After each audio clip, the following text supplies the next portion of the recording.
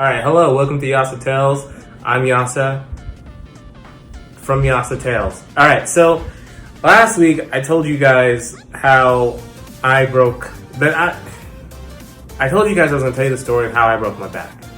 And yeah, it did start because of a girl. And alright, so basically this is what happened. So there was this girl, I'm going to call her Mona. And Mona was like this.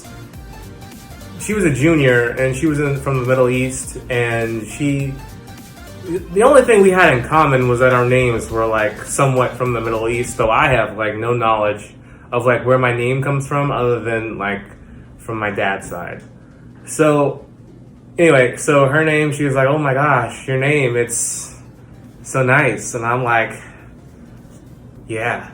And she was, so she invited me to this whole thing, this Slothpocalypse game, and I'll explain what that is in a second. But anyway, so I am not I just feel like I should say, I've never been good at talking to girls. And I'd say I'm better now, but I don't want to lie to you. Anyway, so this lady was like so pretty that I couldn't make a full sentence with her. Like, she asked me how I was doing, and I was like, yeah. And that was it. So, anyway, so we go down to this place, DeMoss Hall, on our campus. It's this giant 5+ story building. And they're like, so listen, we're going to play this game, Slothpocalypse. Let's get it. So, essentially, Slothpocalypse is like zombie apocalypse meets tag. So, you know, I mean, there's 5 people who start out as the zombies or sloths or whatever, and they tag you, and then you become one of them, and you just walk around trying to tag everybody. Alright, so the game sounded lame to me, because I'm only here for trying to get this girl's number, and so we start talking, and she gets like a notification on her phone, and she's like, oh snap, I gotta go. And I was like, oh.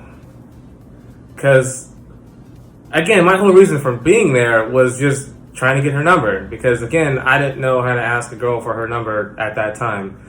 So she left, and it was just me and like a group of guys. And so this is where I honestly was like, alright.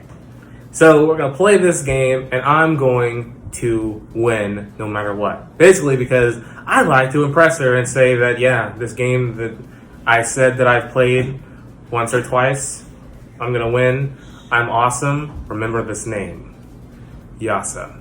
So when they started the game out, it was me and like 6 other guys. And the leader, it was like one of those football scenes where the quarterback gets up and gives this really heartfelt speech. I'm going to sum it up. Basically, all he said was, all right, guys, we're going to go out there and we're going to have some fun and we're going to do our best. And I'm like, oh, man.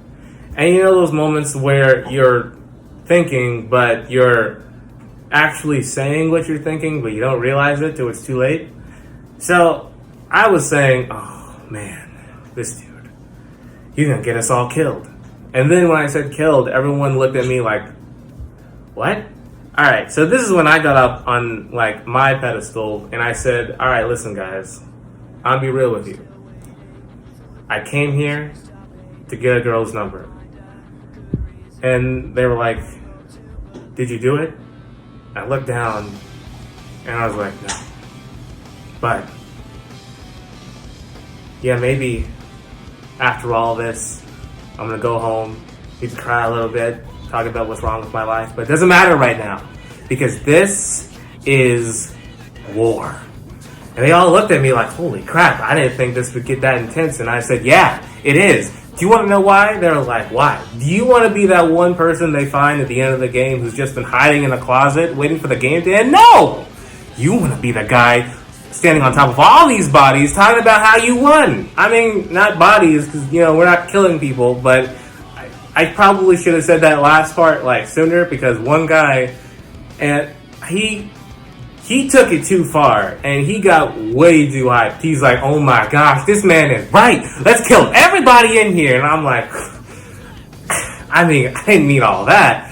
And then it started off a chain reaction, because like one guy, he was just like, oh man, let's go, let's kill everybody here. And the other guy was like, yo, who got a knife? And then one guy in the back was like, yo, I do.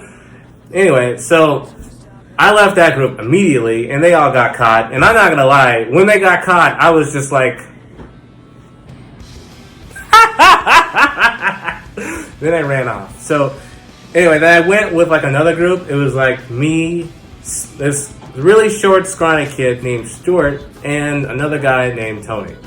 So, and I don't know why, but this happens a lot in like some zombie apocalypse movies or TV shows that I've seen, where you guys run up to the roof because you think you're safe rather than going down. Wouldn't that make more sense if it's like a zombie apocalypse? You don't run up to the roof, especially if there's no buildings surrounding you. You're just trapping yourself up there. Anyway, so they go up to the roof, and they're like, alright, so there's this couple in the background, and they're like, alright, you see that couple? Let's just sit down here and make out. And I was like, I'm not really like that. They're like, no, we don't like actually have to make out. Like, we're just gonna put on our hoods, and they're just gonna put our faces really close to each other so it looks like we're making out. And I said, I'm good. I'll be that one. Alright, honestly, this is what I said. I'll be that one guy who's just awkwardly standing next to you guys, trying not to look. And they're like, alright, bet. So when the zombies start going up there, I admittedly started getting really anxious, because I'm just like, oh my gosh, I don't know why I followed these idiots up here all the way up to the roof. I'm gonna die.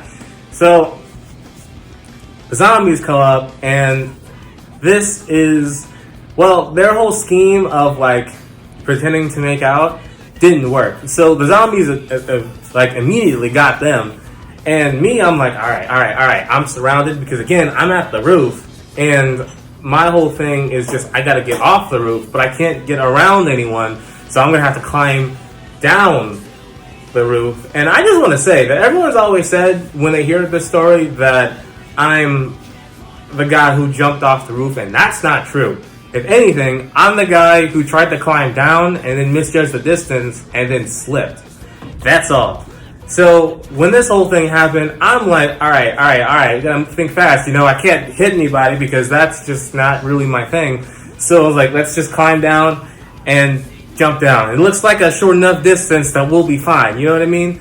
And so I start climbing down, and then I have this moment with this zombie, and he's looking at me. He's like, listen, it doesn't have to get that serious. So I said, he looked at me, and he was like, you're crazy. And I'm like, maybe.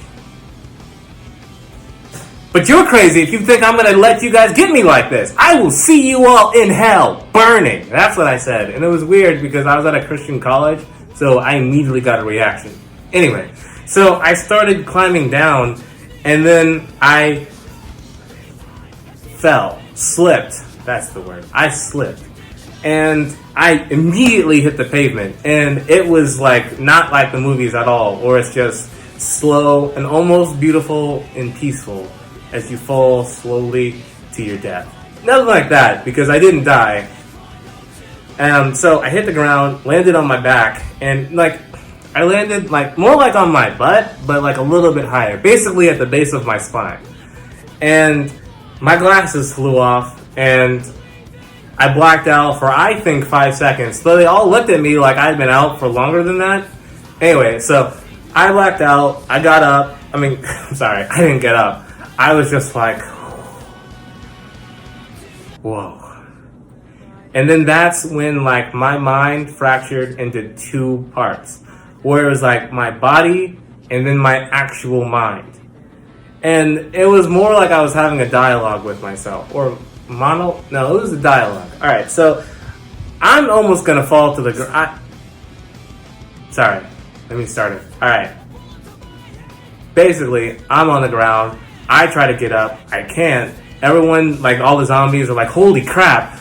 And then they walk over me and they're like, maybe we should take you to the hospital, dude. And I'm like, no, I'm not done yet. And they're like, what do you mean? They're like, the game is over. I mean, no one really wants to play if someone just got hurt. And I said, I'm not hurt. What makes you think I'm hurt? So I started crawling and stuff like that. And then my body was like, listen, I think they're right. We should just stop. All right? We got nothing left. And my mind was like, don't be a punk right now. Let's go. Like, I mean, get up. Yo, this game isn't over until we say it's over. This is how we win. This is how legends are made. Anyway, so I eventually, after like 5 or so tries, eventually get up on my own. And despite this guy asking me if I needed help or anything like that, I was like, nah, Holmes, I got this. And then I got up, and the guy was like, I think you should just go to the hospital, dude. And I said, I will. Eventually. And he was like, no, like, you gotta go, like, right now, to the hospital. I will walk you down the stairs, and then I'll take you to the hospital. And that was, again, my mind took over. And it was like, I mean, I'm gonna get up, I'm gonna go down the stairs on my own, and I'm gonna make it to the hospital on my own. I don't need your help. And the guy was like, I mean, alright. So anyway, I walked down 5 flights of stairs, walked across the street, waited about 20 minutes for the bus. Then the bus came, and it was like a couple miles to our apartments. Then I wandered around my apartments trying to find my RA until I finally found him by the pool. And he was like, how you doing, Yasa? And I said, you know, I'm alright, but I do think I gotta go to the hospital. He's like, oh, why? He's like, yeah, I think I broke my back. And he was like, what? I'm like, yeah. So I wait for like the hospital guys to come and pick me up. And they put me in like in an MRI machine. And I'm not claustrophobic. At least I wasn't until after that. And they have me just in the whole tube thing, loud noises are going on, asking me to close my eyes because like everyone else does, and I'm like, no, I can take it, and I gotta come out right. No, I can endure the MRI machine. And then they sat me down on the gurney, and they're like, they looked at me baffled because they were like, I don't know how you're able to walk. They're like, what do you mean? I mean, that's what I said. Like, what do you mean? It's like, dude, your spine is like cracked in 2 spots. And from the story you told me, that's, I don't know how you were able to do all that. And I was like, willpower, man, I guess. He said, you have no idea how lucky you are not to be paralyzed right now. So that was kind of a wake-up call for me, I guess. I wouldn't say that my cockiness level went down, because it definitely didn't. So he was like, you gotta wear this back brace for like the next like 6 months. And I said, all right, cool. Then 2 weeks later, I took it off. I'm like, I don't really need it anymore because I could start touching my toes again. Then, I mean, like that was that. They started calling me Iron Man and stuff like that. And, you know, it was all right. But I started being known as like the guy who jumped off a roof. Everyone started offering me their prayers like I was planning suicide. And that wasn't the case. I was just really competitive. Oh, and that girl that all of this started with, yeah, she got engaged that night. I mean, yeah, I know. She got engaged that night. And now she's married. And what makes it weirder is that she's married to a guy with my name. Yeah, and now they have 2 kids. And I'm just like, so I did all that for nothing? And that's pretty much how that ends. But, so thank you guys for watching, obviously. And I appreciate you guys with all the subscribers, and that was awesome. Be sure to like, comment, and share this video. I'll see you all later. But next week's story is going to be, it's going to be basically when I was 12 and me and my mom stole a car. Like, it's kind of it's not complicated, but anyway, so that's what next week's story is going to be. But be sure to like and subscribe. This is Yasa from Yasa Tales signing off.